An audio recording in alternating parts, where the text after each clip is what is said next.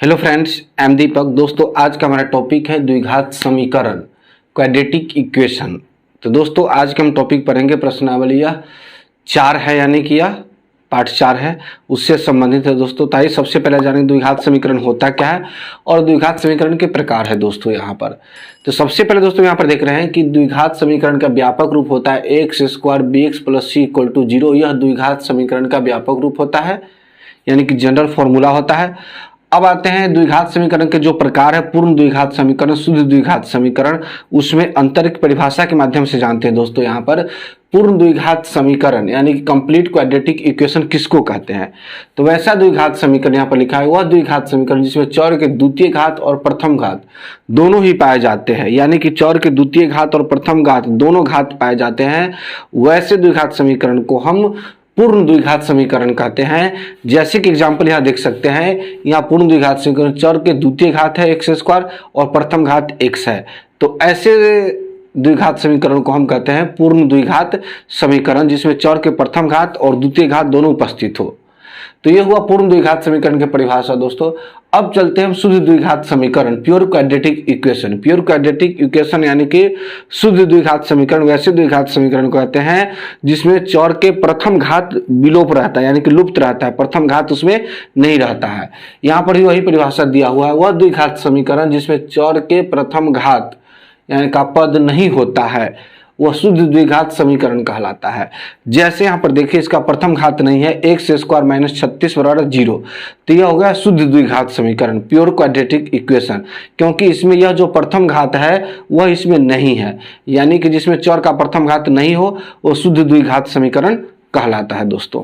अब है द्विघात समीकरण के मूल। द्विघात समीकरण के मूल, रूट्स ऑफ क्वाड्रेटिक इक्वेशन। द्विघात समीकरण का मूल वही कहलाता है जो उस द्विघात समीकरण का शून्यक होता है दोस्तों। द्विघात समीकरण का जो शून्यक होगा उसी को हम द्विघात समीकरण का मूल कहेंगे यहाँ पर। तो स्पष्ट रूप से लिखा है, किसी द्विघात बहुपद के शून्यक ही उस बहुपद के संगत द्विघात समीकरण को मूल कहलाते हैं। उस बहुपद के संगत द्विघात जो समीकरण होगा उसके मूल कहलाते हैं, जो कि उस द्विघात बहुपद का शून्यक होगा उसी को हम इस द्विघात समीकरण के मूल कहते हैं दोस्तों। अगला है द्विघात समीकरण x square b x plus c बराबर 0, जहां a is not equal to 0 हो का हल निकालने का सूत्र, यानी कि इसके हल निकालने का सूत्र क्या होता है दोस्तों?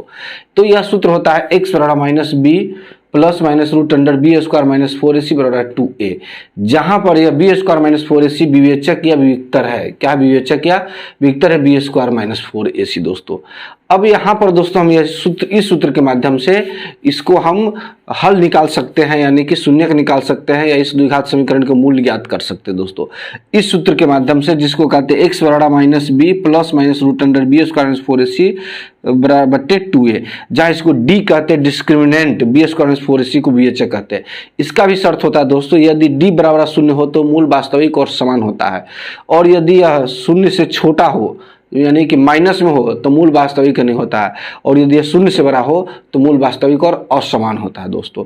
तो दोस्तों, आज की इस वीडियो में हम यह बहुत ही छोटा सा वीडियो में हम द्विघात समीकरण क्या होता है इसके बारे में जाने हैं, और द्विघात समीकरण के प्रकार, जैसे कि पूर्ण द्विघात समीकरण, शुद्ध द्विघात समीकरण, द्विघात समीकरण के मूल और द्विघात समीकरण के मूल निकालने के या हल निकालने के या शून्यक निकालने के सूत्र यानी कि फॉर्मूला के बारे में ही जाने हैं। साथ ही दोस्तों हम यह भी जाने हैं कि यदि विवेचक यानी डिस्क्रिमिनेंट 0 के बराबर हो तो उसका मूल वास्तविक और समान होता है, और 0 से बड़ा हो 2 4 5 6 7 हो तो मूल वास्तविक और असमान होता है, और 0 से छोटा हो माइनस में हो, माइनस 4 5 6 7 8 है तो मूल वास्तविक नहीं होता है। वैसे स्थिति में मूल आप ज्ञात नहीं कर सकते हैं।